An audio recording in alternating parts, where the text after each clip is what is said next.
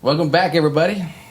And we have another episode of Rooted and Rising. And you already know, as you can see, we have a guest. So I'm going to get straight to it, right? Yeah, but also tell them we're not in our home studio. Oh, yeah, we're at your place. Not necessarily my office, but in a conference room in my building. We made it work. Yeah, we're taking a tour on location. We're on a field trip. There you go. Rooted and Rising goes. We brought it to you, so thank you for being here. I appreciate you coming to me. Yeah. Oh, we had to. I mean, because our guest, I have it wrote down right here. Our guest is a powerful example of intentional living.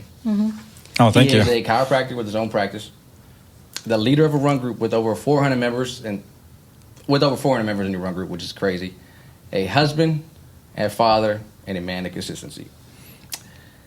That's a very powerful introduction. Yeah, it is. But what stands out the most is how grounded you are in your why and why you do everything. You are very intentional, and today we're talking about showing up. It's not an interview on who you are, but it's more of a conversation on the tools that I want to get from your head. Right. Because Well, thank you for having me on. yeah, you're so many, you got so many hats and everything, and we all should know what's in that little head of yours. I don't know if you want to know. We have value to bring. Yeah. I'll give you hopefully valuable stuff. Yeah, because you're not busy, you're intentional.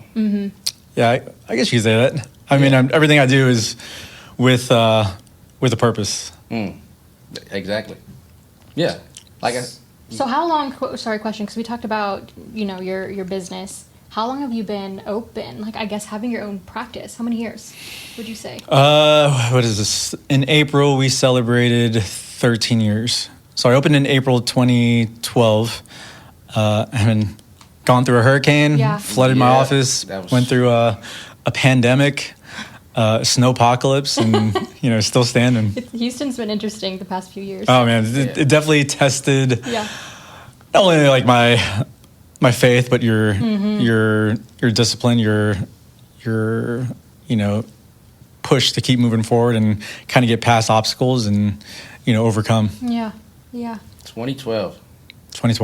Have you always been on this part of town? No, so right out of school, right out of chiropractic college, I was working in a clinic over in the Woodlands. Okay. Did that for about a year and just quickly realized that, I just need to go out on my own and start my own thing, and here we are. When you say quickly realize, sorry, Rocky, I'm just so curious because we always have like a triggering moment or, it's not, we don't have like a book, a script of what our life should look like. Yeah. And so did you have like a moment? Like, how did you know? You just so I was signed in for a year and probably about 6 months in, I was like, you know what, this ain't for me. Yeah. I need to do my own thing. Just because you need the control to be able to, do things the way that you think needs to be done. There's nothing wrong with the old place that I was working at. It's just that I just felt like I could probably do without that, and just needed my own fresh start to build something of my own. And I had an intern who was working with me at the time. She kind of came in around that 6 month time, and we ended up being business partners for the first 11 years of practice, 8 years of practice. Yeah. And then COVID, we decided it was like the perfect time to kind of part ways. And, it was something we had talked about previously before, but COVID just kind of gave us that right time. She was already running one clinic. Yeah, you already had yours on 2 different clinics. We had 2 different clinics, and she was running it like it was her own, and I was running this one like it was her own. And I don't know how most business partnerships, separate, but ours was fairly uneventful. Like there was no real drama with it, and we still kind of support each other to this day. So yeah, what I like about that, it kind of reminds me why you even started the run group. Like you saw something that it wasn't fulfilling. You saw a hole was like, I could do this better. If I could do this better, and I don't want to say better, but it was just do something different. It's an entrepreneurial mindset you had, and you took that leap of faith to even do it because people just always had the thoughts, I could do this better, I could do this, or I could, and it's all talk. But don't do that. But you don't do as I say, do as I do. Right. And you did it. And I mean, talk about another undertaking, but I come up with these ideas, and I always got to pass it by my wife first, and if she's on board, then I'll go through it, and I'm typically in like 110%. So how does what does that go like with your faith when you do go and you go to God with it first, like when you do, I'm gonna pray, like you're gonna pray, I'm gonna pray through this the whole time, I know you got me covered. My wife is always, anytime I have an idea about something, she's like, pray on it, and obviously there's a lot of discussions and listen to pros and cons, and if I feel like that's where God's leading me, then I'll I'll just keep moving forward and hit the next step, and then hit the next step, and hit the next step, and basically surrounding yourself with other people who share that same vision. And I'm like, God, if this is it, then surround me with the right people to help me push this idea forward and bring it to the community. I agree. Right there. Just surround you with people. One thing I was thinking about this last night, I was like meditating over today. One thing that kept coming to me was how, so you have someone in your staff who's been with you since the beginning, pretty much? Since the beginning. Not the partner, a staff member has been with you since the beginning. Yep.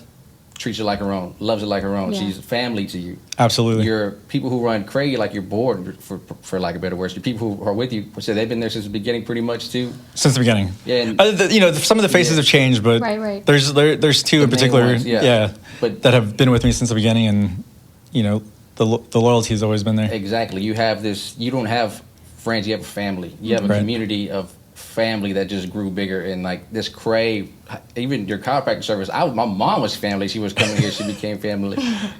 All of that, like, it's, how did you do that? How do you I don't want to say sell the dream, but how do you get people to invest into you? I guess it's your character. I don't know. I mean, they might be, I don't know what I do to get them to invest in me, but I just try to treat everybody with, like, as a person. We all come from different backgrounds and whatnot, but I think if you invest in getting to know people and showing that, they're more than just a check. More than just a check, or just more than just someone who works in my office, or someone who, just helps me out with the run club. Like, I consider everyone who's helped me with the run club, or even with my business, family, and I treat them as such. Yeah, that's true, because, I mean, I actually like your staff so much. I married one of them. Hey, that's true. I like to say that I kind of played a role in him marrying his wife. But no, she didn't work for you for a few years. But when our baby was born, the very next day, you wake me up at 6 a.m. You were there. Yeah, I stopped by the hospital. You were knocking on the door. You came into the hospital. That shows that we weren't just coworkers. She wasn't just a coworker, and I wasn't just one of your clients. We were family, because that means a lot to go. When the baby is born, you show up. Yeah, I think in life you kind of come across a lot of people, and some people affect you more than others. And obviously, I consider you all family. I was just at your wedding, but as soon as y'all had the baby, I had to swing by and kind of make sure I was one of the first people in there. You were, yeah. So, but when you're not leading, when you're not working, who are you at your core?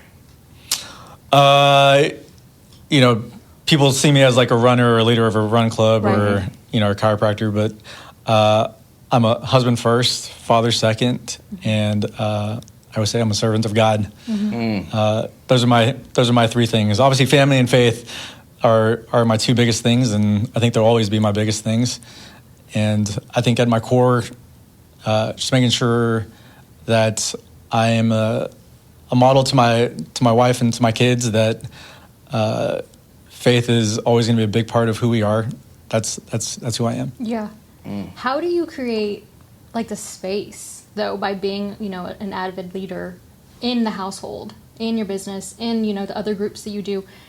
Like, how do you, your time management, what does that even look like when it comes to your home? Yeah. Well, so when it comes to church and God, Sunday Mass, most people try to fit Mass in. We fit life in around Mass. Preach. Say that again one more time. So we work our lives around Mass. Around your Sabbath, giving it to God. That day goes to God, and you work around life around that. Right. You don't punch a ticket, say, I came in today, here it goes, I'm out. Not take away from other people, but people live very busy lives, and people have sports and stuff. But for our particular household, like, church comes first. And if my wife has to work on a Sunday morning, well, I'm like, what time do you work?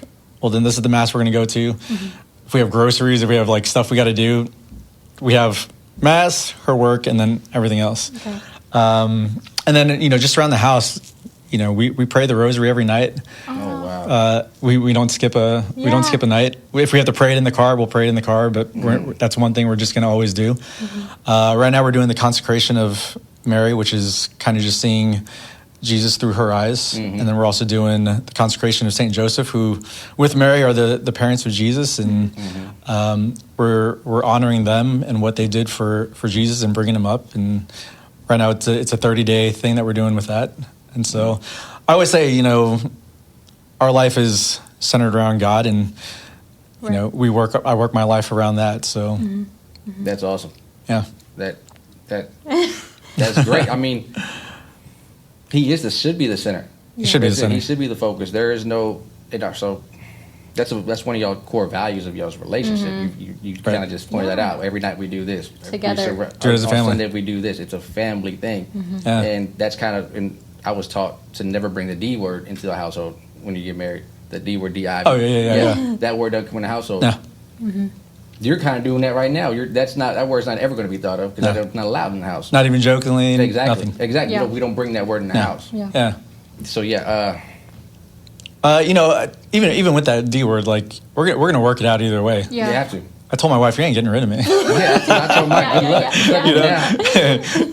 Ain't nobody gonna take away my family. Ain't nobody gonna take away our family unit. Like we're ride or dies. You know, we obviously have a lot of like ups and downs, just like any couple, and we're gonna talk through it, work through it, and you know, eventually, I think if you can make it through certain obstacles in life, you'll be good, and your kids will see that.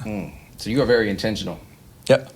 When did you find out, like, a moment of, like, showing up is more than just presence? It's like being there. Like, You know, was I always like as religious as I am now? Probably not. I think when you have kids, it's just, you know, you get married and you do it in front of God, and that's like one level. But I think when you have kids and you want to make sure that they're growing up in an environment in a loving home with, you know, your parents or your mom and dad, and you want to make sure that they have a strong Catholic foundation, that's when you take it up to another level of intention and making sure that, you know, we have a strong faith rooted in, I'm Catholic, so in Catholicism. Yeah. So that's where it all came from. Like once you have kids, it's a game changer, and you know how you do things in life is it changes because you have Amplified, kids. probably. Yeah. Like just your motives, they inspire you. You know what I mean? You want to inspire them. I could imagine I have this defining moment with driving my nephew. He was my little nephew was probably 3 or 4 at the time, and I'm driving on the road and we're listening to music. I always danced and just got crazy, and I wasn't paying attention. Like I was paying attention to the road. I wasn't paying attention to him because I'm driving. But I looked back and everything I was doing, he was mimicking. Yeah. And like in that moment, literally, it was like God spoke to me. It was like, He's watching everything you do. What do you want Him to do? He's going to do whatever you do. He's going to do. Yeah. So show Him a way. Right. Show Him another route. Right. And that was like a big.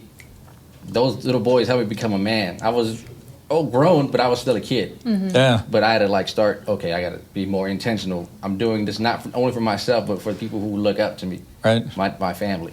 You are the greatest influence on your kids, and that's the way it should be. And you know what they see you do, that's what they're going to think is normal and Core values. Core values. That's crazy. Just being like around my dad and just family, everything you do. Now that we're older, it's so cliche. Whenever people tell you, "Hey, you know, you grow up too fast," or "Time just flies," you always think you're going to be this like little kid forever. Yeah. And it's like, no, now we're adults. But you just realize I'm just so blessed. Like, as in, you know, you're just an example for your kids. So it's like they get to see. Nyla's going to remember the Costco shopping. You know. Yeah. You know, I've told some people, but I'm like, you know, who you're accountable to in life is how you're going to make your future decisions. And when I was younger, I was accountable to myself and I could do whatever I want. But, you know, I'm accountable to God, and I'm accountable to my family and my kids. So every decision I make from here on out is with them in mind. So if I ever feel like I'm going to make a bad decision, I got to think about who it's going to affect. And, you know, that's how I make all my decisions, whether it be business-wise, you know, run-wise, you know, how I disperse my time. You know, it's always going to be with them first. Yeah. You ran 11 half marathons before your first marathon. I remember. Really? Before? Yeah.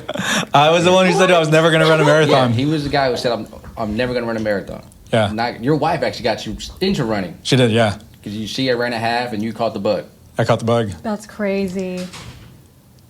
But during those 11 halves, your first time was like 2:15, 2:16, something like that. And then I remember I would go because you're very good at recovery. You're the guy to go to when you need help with recovery. If you're an athlete, check this guy out. Yep. So I would go to you and you would tell me, "Oh man, I'm never gonna run that fast. I'm not gonna run that fast." Yeah. What was your last, let's say, half marathon time that you recently ran? 132. Oh my goodness. That's Compared to 40 minutes, 45-minute PR. Yeah. And you only gotten older since you first ran. Yeah. And you're only improving. So that shows what you're doing with your time and where you've been at, and how there is no such thing as, oh, I'm getting older, my prime is behind me. You're faster than you've ever been. Yeah. But luckily. Yeah, but you're also a father, a dad, a husband, All these. business owner, all that. But you still make time for things that matter. And what I'm getting to is like you're not wasting your breath. No. You're not wasting your breath on being idle. Right. I can go do this right now. I go do it. What does your schedule look like? How do you say no at this point in time? Ooh, there's a lot of no's Yeah. for sure. For my buddies will hit me up, and I love my friends. I got a small group of friends, but I think I see them like once, maybe twice a year because Family. family. Right now my kids are at that age where everything they do is like a memory. Right. Yeah.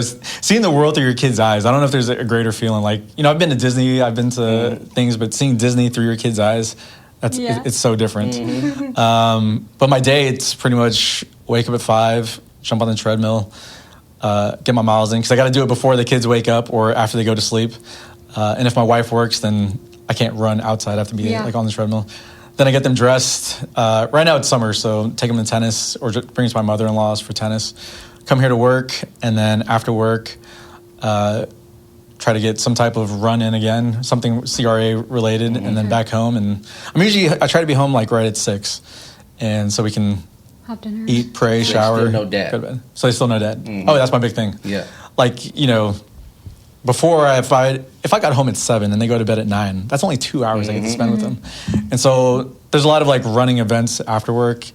I don't do any of them except for Track Tuesdays just because I lead it. But everything after that, like I'm not going to be there because I got to be at home with my kids. And if we're just sitting on the couch, we're sitting on the couch. But usually it's to eat, shower, pray, and kind of just sit with them and go to bed. Quality time. Quality time. That's a good time frame. Yeah, to be present back at home by 6. Has it always kind of been like that, or did you have some trial and errors when it came to like even building routines? When I first got into the marathon training, I was like locked in on the marathon training, so I would run before work or after work and get home at 7.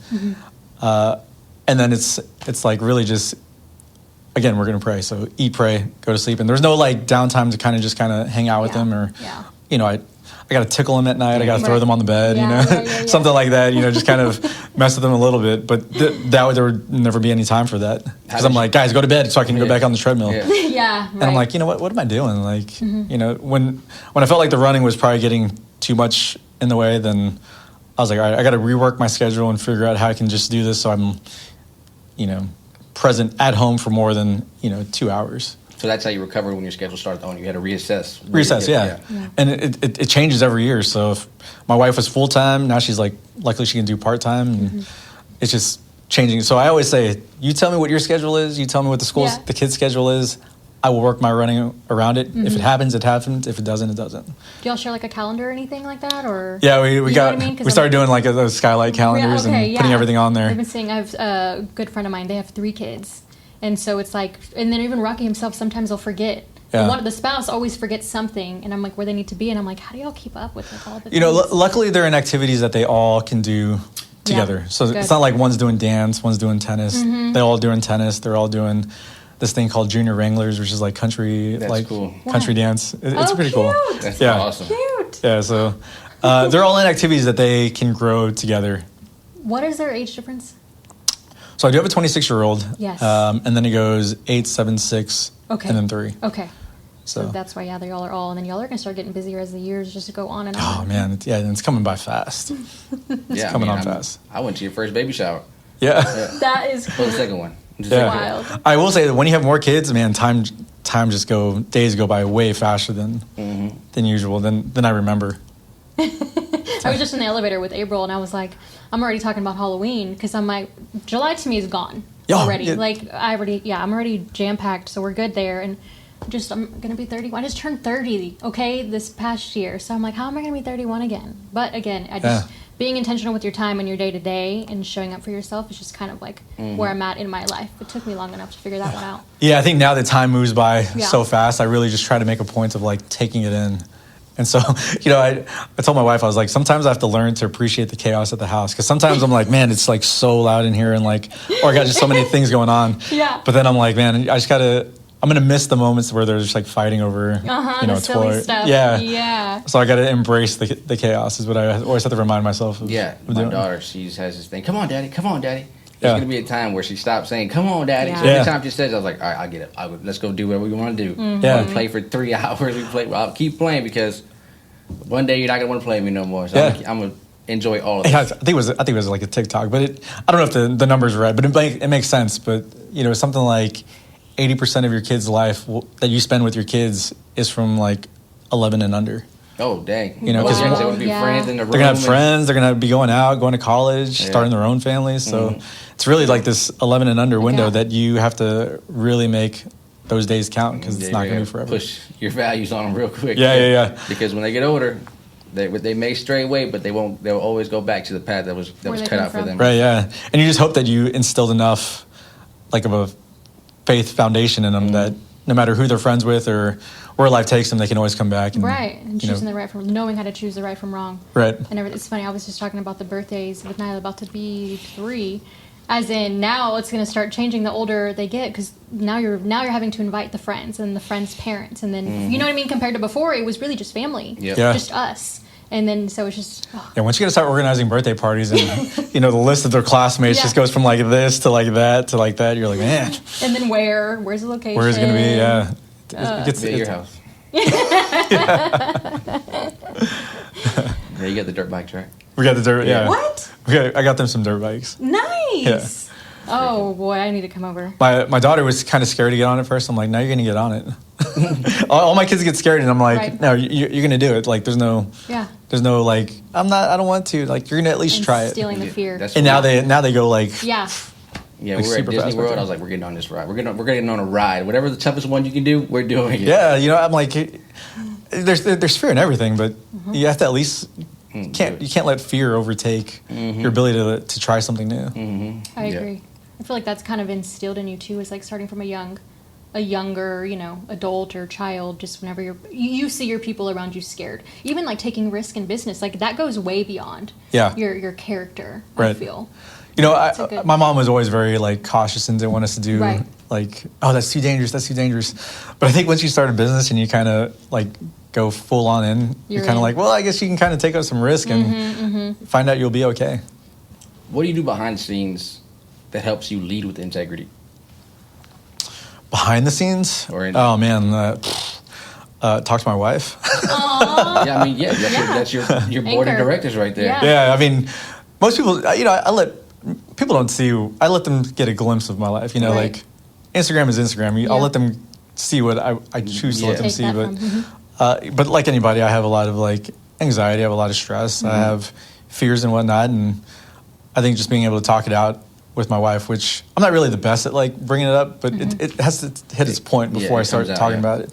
And then she's like, why don't you tell me about this before? I'm like, I don't know. It just takes me a while to kind of get there. And she's like, she'll be like, well, that's why your anxiety is so high, is because you just kept it bottled in. But I think just being able to talk it out and obviously like praying is the number one thing. But usually my wife keeps me grounded. She never lets me get too high, or she never lets me get too low.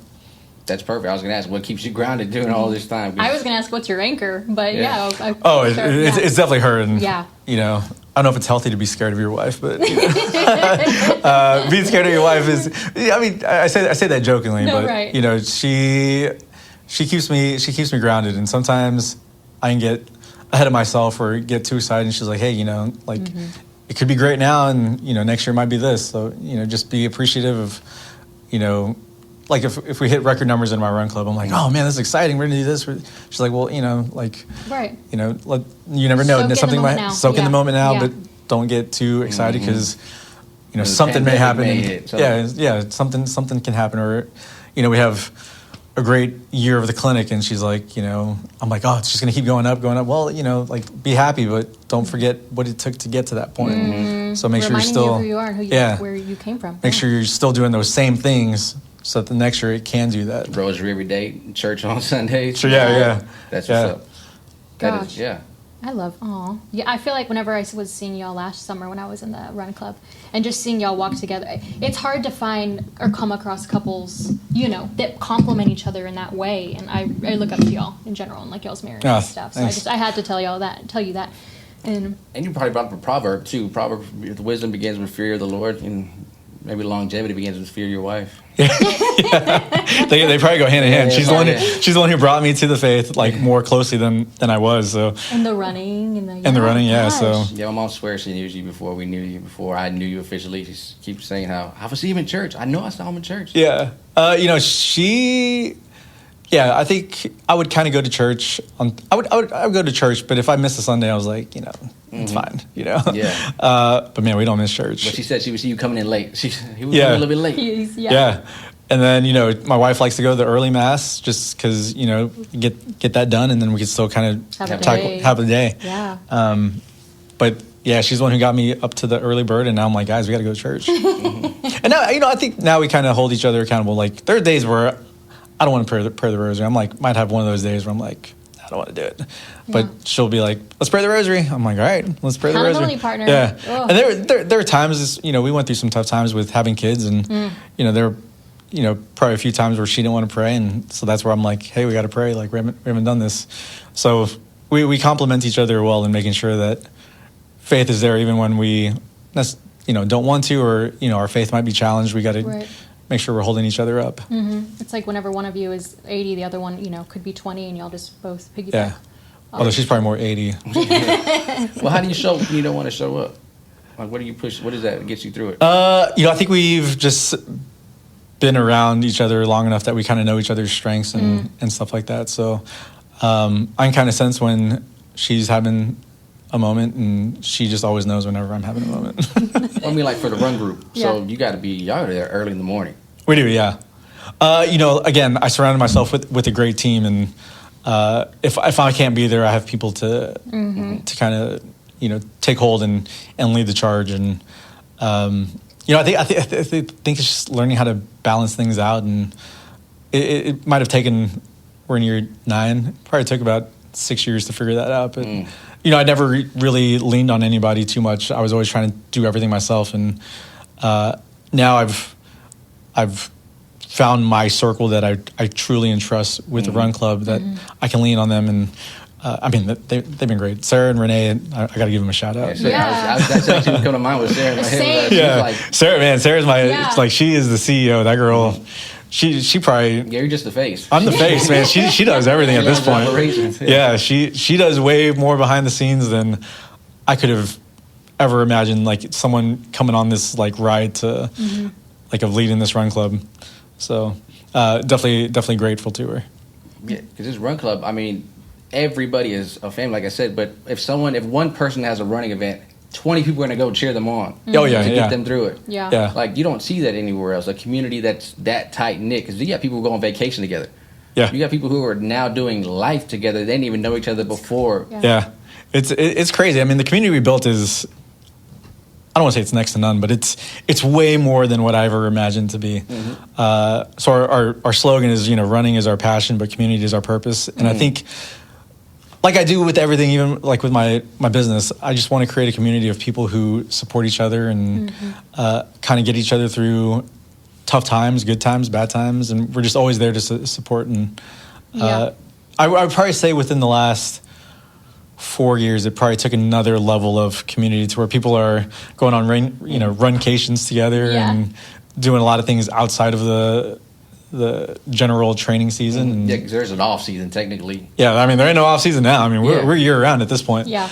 But yeah, it's far exceeded anything that I ever thought it could be. We started the year 1 with 75 people, and now we're on back-to-back years of 400 plus, and we're on the cusp of having a record year of people. That's insane. So it's far beyond anything I ever imagined. What I like about it is how it's so open for anybody. I tell people, hey, go do this run group. Like, oh, I'm not that fast. Right. That's okay. They have a group for your pace. I can guarantee if there's people who are going to run with you, because everyone always kind of defeats themselves before they even start. Everyone makes excuses for anything. Yeah. But yet you've opened the door for walkers, 5K, 10K, half, full, and then pace groups for each single one of those things. Yeah, I think we've all been a brand new runner at some point. Yep. And it's only right that we have a group to bring future runners in, because you may catch people like at their peak of their running, or catch people at the running or the very beginning of their run journey. And it's really just promoting a welcoming environment to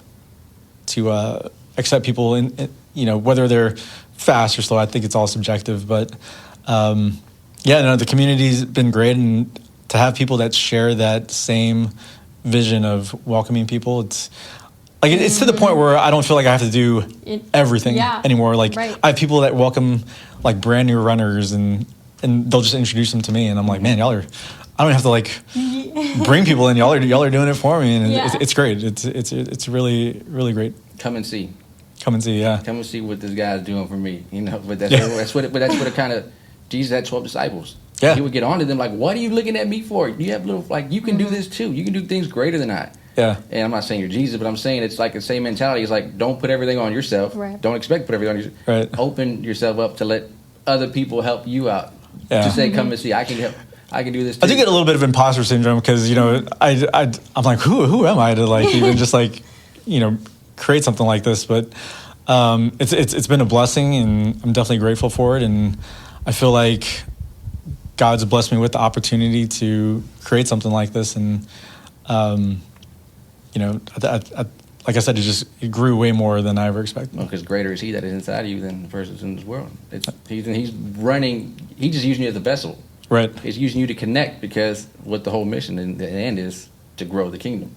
Right. You have these people now. He's bringing to you. You don't know who's helping somebody else out somewhere, some way. I know James was a part of the run group, and I know that run group helped people go to his gym. And now that gym turned into people going to church, and it's like getting their lives changed. And it's the down the line path of how it all started, the connecting the dots. All that. It's like those are always the cool moments. Mm-hmm. I think last year we had a couple who met as a result of the run club, and nice. Yeah, now they're dating. So. Yeah. That is cool. I was going to ask you, okay, what have you seen happen in people's lives when they plug into community that you've noticed? Obviously, that being one. I think the biggest thing is just challenging themselves to something they didn't think was possible. Overcoming. Like I said, I never thought I would ever run a marathon, and here I am, wishing I started a long time ago. And it's because of that fear of why would I do that? For what? No, I agree. I think it teaches people to challenge themselves. It teaches people what it's like to be disciplined, what it's like to be committed to something. Because we'll take the marathon for example. It can eat you alive if you don't train. But if you accept that challenge and you stay disciplined and you stay committed to it, man, you will teach yourself you're a whole nother person you never thought was in there. Yeah.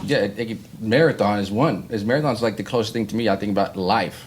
If you're not prepared for life, you may be going fast at first. Mile 22, you're gonna hit a wall and you're gonna crash. Yeah. You're gonna be hurting when you get to a point if you didn't equip yourself the whole time getting ready for this. Yeah. And staying ready for it. They say that marathon running, or just even running, it's a metaphor for life, because you get out of it what you put into it. Amen. Mm-hmm. So if you go all in, good things will happen. If you don't go all in, well, mile 20 is going to be tough. I've been there. The tools, the preparation. What? How do you fuel? What are your favorite go-to? Do you use gels or I do use gels. Yeah, okay. I mean, during the training block, I'll use the cheaper stuff, because stuff gets expensive. It does. Anybody that tells you running is a cheap sport, they're lying too. But then I switched to Morton once the real peak week and all that happens. Okay. So other than that, training in real fueling in real life, man, it's my kids. That's my fuel for my wife and kids, and obviously God. Yeah, right. I want to be able to. If they were to play basketball, well, I'm gonna block everything. So I got to be able to hang with them, as long as I can. So the longer I can stretch that out and be able to hey, you got work to do before you catch up to me. Mm-hmm. I mean, they're gonna eventually, but if I can kind of keep prolonging it and enjoying that time of you're not gonna beat me in a foot race, That's my fuel, is not having my kids catch up to me just yet. That's my motivation too. I'm one-on-one. Really, that's the goal. As long as I can. You can't have that on me just yet. Okay, recovery. I'm curious. I'm asking for that for myself too, because I will notice I don't struggle with my knees, but man, my hips. I've just it's always been a thing for me. So like, Stress. how do you? I do. Yeah. But I feel like I need actual exercises. My running now is not like my running back then. Before I really committed to training for a marathon, I would just go out and run every run as hard as I could. Yeah. And there are days you don't run, you don't want to run. There are days where your knees hurt, your ankle hurts. And now I think I had kind of adopted this more 80-20-ish type running where a lot of my runs are easy. Okay. That it prevents the bad stuff, Right. the bad injuries from happening. And then obviously, you got to take care of your body, whether it be compression pumps, Okay. massage guns, stretching, Yeah. stuff like that. I need to do more of it as I get older, but Yeah. that's balancing your time. Do I want to sit there and stretch or Absolutely, right. hang out with my kids, Yeah. Yeah, recovery just as important than actual working out. Oh yeah, just as important. I just wish I did more of it. So Yes. I'm not going to lie to you and say I do a ton of recovery, but Yeah. I do it when I can. Other than that, you've had, I guess your body, you've had not much, like many issues, I guess. Knock on wood, I haven't had too many injuries. Everyone's body's so differently. Yeah. I think when you train properly and you have like a guided program of Right.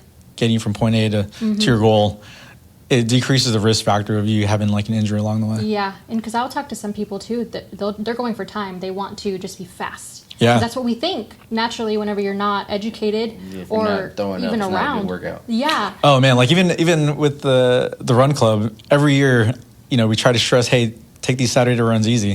But you always got those one or two that's like, Amping it out like just they're like, I got to show you that I'm fast, or Yeah. they're just like, I don't know what that, I don't know what What 80-20 that is like. What does that mean? Like, Yeah. I don't know if I would buy that.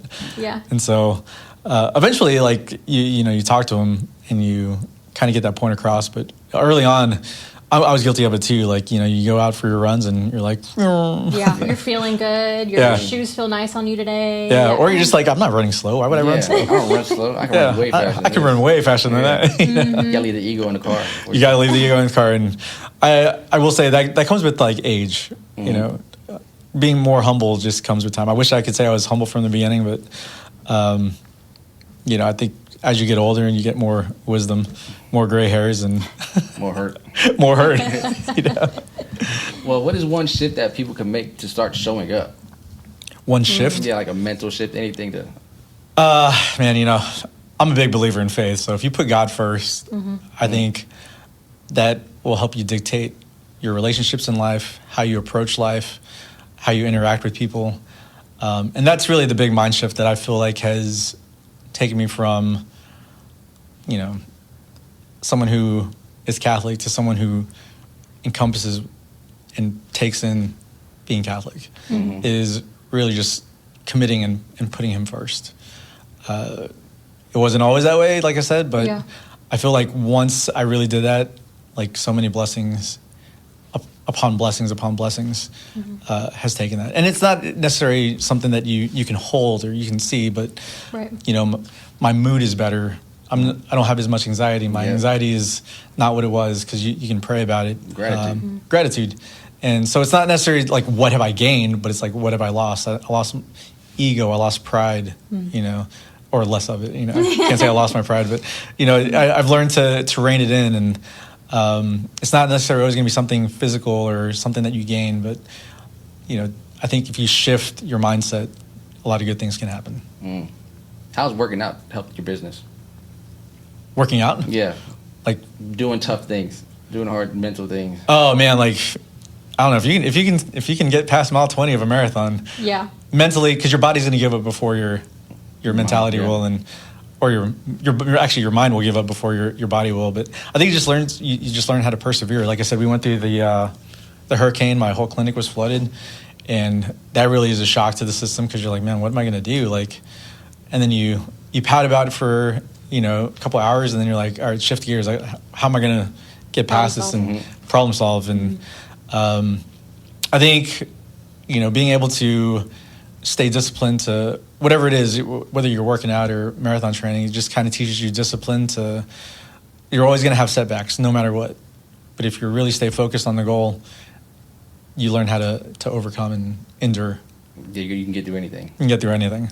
And having a real, I always got to give praise to my wife because having that solid foundation back at home, Right. someone you can lean on, someone telling you it's going to be okay, I'd be terrified. I don't know how like I would respond if my whole business was flooded, and it's like, Yeah. what do I do next? Like, what the heck happened? I don't even know the process to go through it. Yeah, I mean, it was a shocker. I mean, luckily at that time I still had my business partner, and we had, both clinics. So we borrowed some equipment from there, and then I was blessed with like flood grants and stuff like that. So I think, God won't give you anything more you can't handle. Yeah. And so, it's a test to your faith to see how much you're willing to put in him, like how much you're about to believe in him.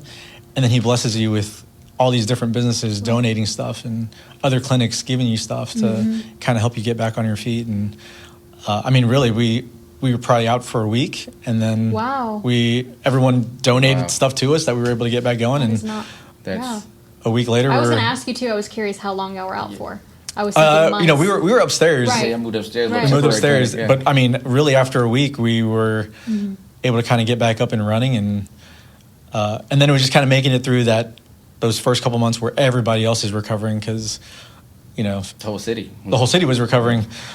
I say, luckily, not luckily, but people kind of got injured, hurting their backs, doing, Right, yeah, true, cleaning, true. and so they needed chiropractic work, and Yeah. it's not necessarily a great thing that happened, but I think God was able to kind of help me get through and have business through that time to continue to endure through those 8 months until we were able to move back down, and and then you had the pandemic, which was another thing, and I went from seeing X amount of patients a day to seeing like 3 people a day.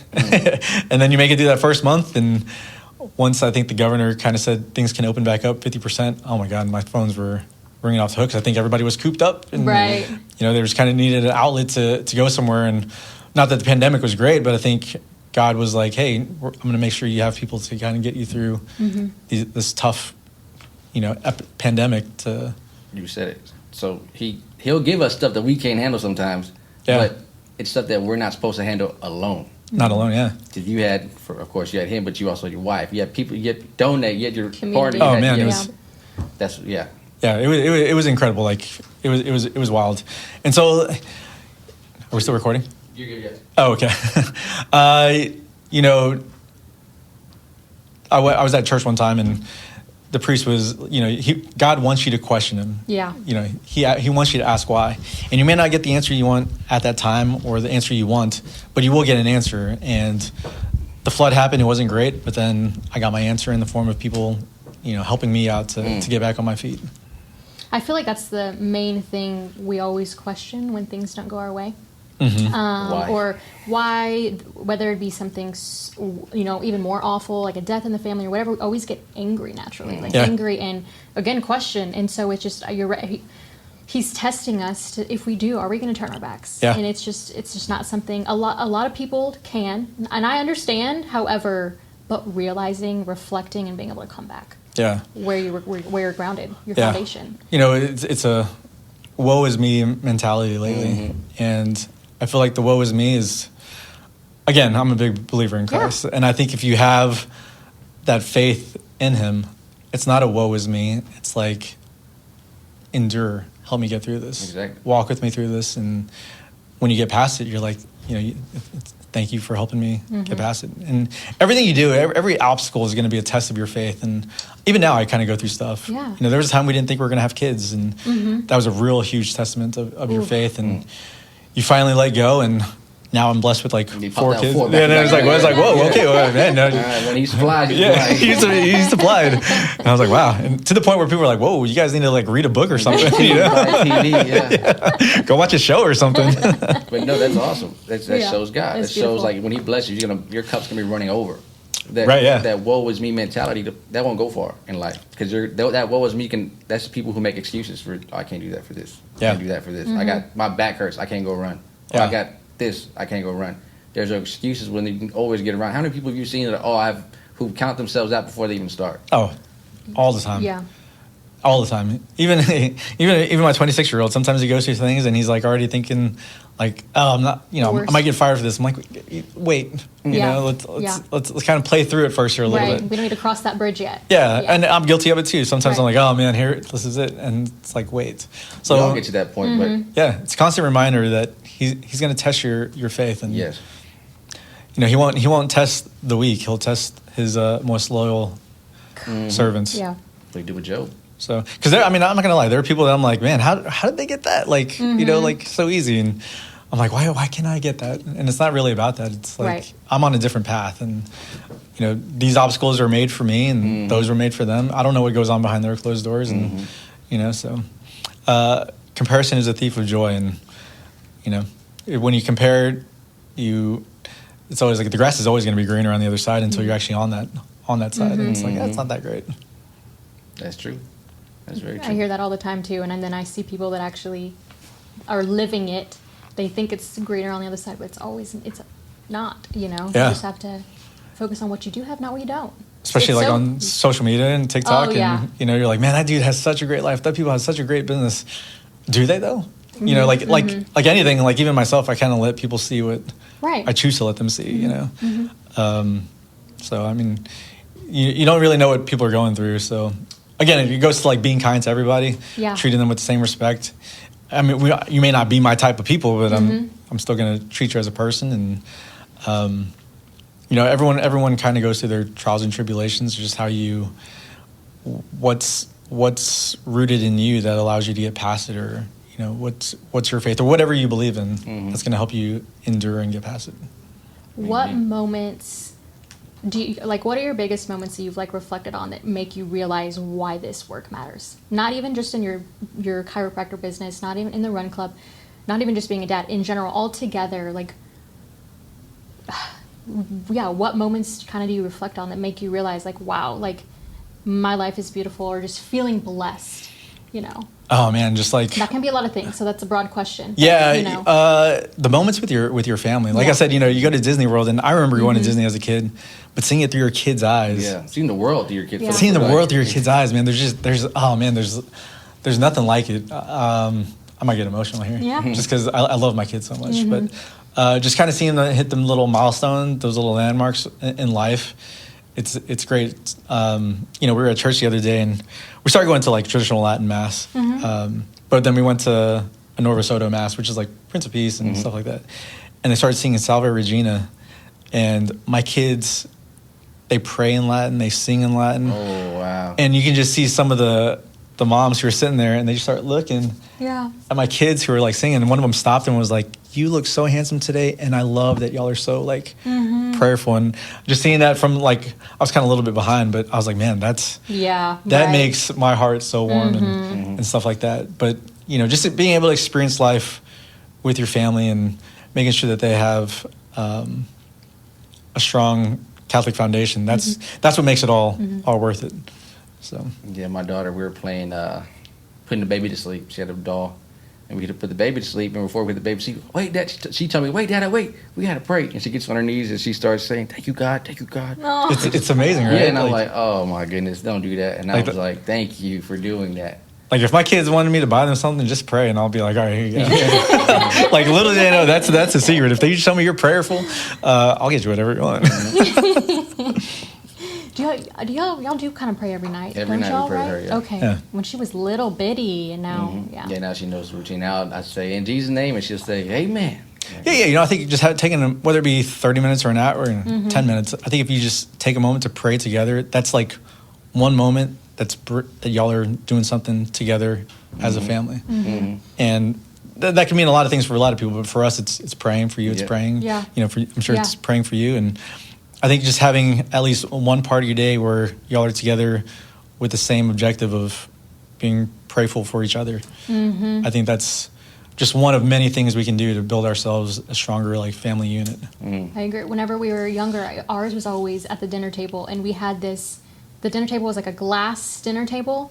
So at the time, I'm getting older, but so I was, I'd say 13, and I'd always try to sneak back when T9 on the phone, on the phone would exist, and I'm trying to text underneath the table. Yeah. Mind you, I took it for granted, because what I'm trying to say here is the one thing that we were taught is as a family, we're sitting together for 30 minutes, whether we eat for an hour, however long it takes us to eat, but we eat as a family, we pray as a family, and then you just talk about your day. So that's just we were asked at a baby shower what our traditions are, or if you could give a new parent a tradition. That was it. Was guys, because life gets away. And even like I said, taking it for granted. I wasn't always like that. It took time to not be. But man, I just wish I could go back. I wish I could go back, right? But it's just teaching that, implying that into your family. You know, I think as a life. kid, I was weird in the sense that I always had like a strong like family thing. Because I remember, you know, after school, I'd go play b-ball, some street ball, but I would always be home for dinner time. Yeah. It wasn't, they never told me to be there for dinner time, but I was like, I want to go home and You took initiative. I took within initiative. yourself. Or then, you know, like, you know, as I got older and New Year's Day parties would happen, I would always go home at midnight to do the countdown with my family. Yeah, I've never went out for New Year's until I think 3 years ago with my daughter. It was the first time I wasn't with my mom for New Year's. I was always with them for New Yeah, Year's. like I'd go out, you know, party, be home for the countdown, and then go back out. But I would always make sure that I have like Where that you moment. spent it with your. And so we always eat dinner as a family, and that's like one of the big things. Like I'll wait for my wife. Yeah. Until she gets home, or she'll wait for me. Every once in a while, like if it's an event I have to go to, I'm like, you just eat, I'll be there. But that's rare. Yeah. So You cook? do I cook? I do, but my wife doesn't like my cooking. My wife needs all like the good seasoning. Sometimes, you know, a little bit more extra butter and stuff Yeah. like Just that. trying to survive, not for pleasure. Yeah. So yeah, I'll cook breakfast, but when it comes to dinner, that's all my wife. Like, and it's good too. I'm not gonna lie. I cooked last night. It was good. You did? Yeah. Good. He barbecued you steaks or something too the other weekend. Yeah. Yeah. I'm slowly getting back into the cooking. Yeah. I just think family is like so important these days. Yeah. I don't know if y'all know, but we actually started like homeschooling our kids. Oh man, for real? Yeah, like it's a hybrid homeschool. Yeah. So that's the best way to do it. yeah, so they still get the interaction of being in the classroom with Okay. kids. But I read the statistic. I don't even know how accurate it was, but it was like, you know, kids spend like, I forgot the numbers, like 12,000 hours a year at school and not even half that amount at home. So the biggest influence on believe your it. kids It's are other teachers and Other other kids. students who may not have the same Values. values, Yeah. and so they might be exposing your kids to stuff like that. I think COVID kind of opened me up to like a lot of things, the way the world is, and just changed my whole Adapting, perspective. yeah. And so that's when really homeschool was like, you know what, I think we might actually do this. I never thought I'd be the guy who would homeschool my kids, but it's great. Like I said, it's a hybrid, so they get a little bit of both worlds. And Yeah, I had a big fight about daycare. I didn't want to do it because I was like, she's going to spend more time with them than she's with us. yeah, And then I don't know who those teachers are, and then they Exactly. don't care about her. That's not Yeah. their kid. They just Yeah. it's their job just to be there Yeah. and not be present. So I was like, really, like, man, I want to raise my child. I want to be there for my absolutely. child. And I think make it that's what I think in today's like world. I just want to like family is just really big to me, and Yeah. you know, my family, my extended family, and so forth, and just making sure that we're like what we want for them. We're going to be the biggest influences on them. So. Yeah, it's a tough thing, but yeah, you It's got tough. I mean, we've had to rearrange our whole lives Yeah. for it. So, but I mean, luckily we're in a position where we can do that, and I mean, it's good. My kids love it. Yeah. I have one last question for you.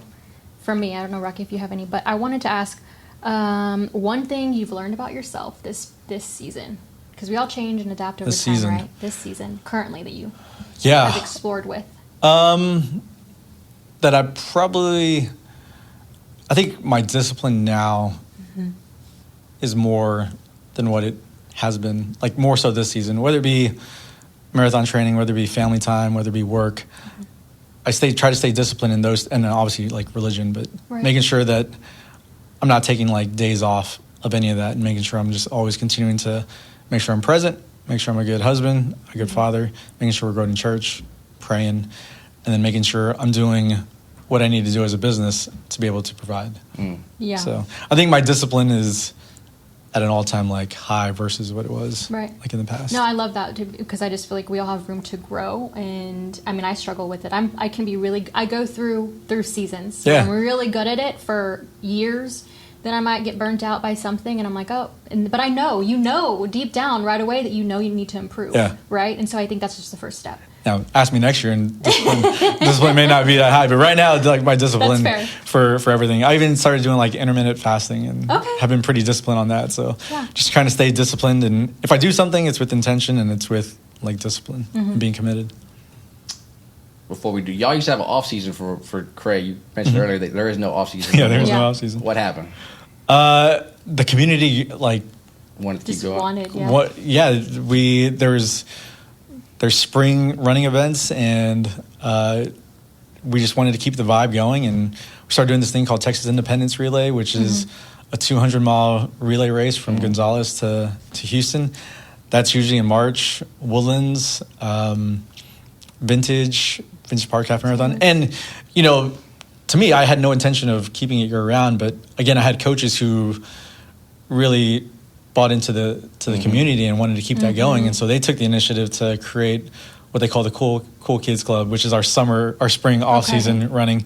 And so that way, like, everyone's still connecting, and it's not just like, hey, it's January, see you guys in May. Another half. It's like, hey, let's keep it going. And every Saturday there's a group of people running, and it's good. Well, I like that because there is no off season in life, and we were kind of programmed with summer vacation as kids, but there is no summer vacation when we grew up. There's work year round. You got to work year round, and you kind of got off that off season, but now it's all year round. But your kids are also are doing activities throughout the summer and everything. So that's a good programming that they're having right now. You know, I say the off season is a way to improve. I don't use an off season as a way to like just stop. Yeah. I use the off season as a way to improve. And so my kids were like, we aren't in school anymore. Like, why do we still need to do this? I'm like, guys, it's the off season. We're going to get better in reading. We're going to get better in writing. We're going to get better in math. For me, I'm like, it's the off season. I can increase my zone 2 running. I can increase my speed work. Or, you know, running wise, guys, you hit a whole new level of fitness.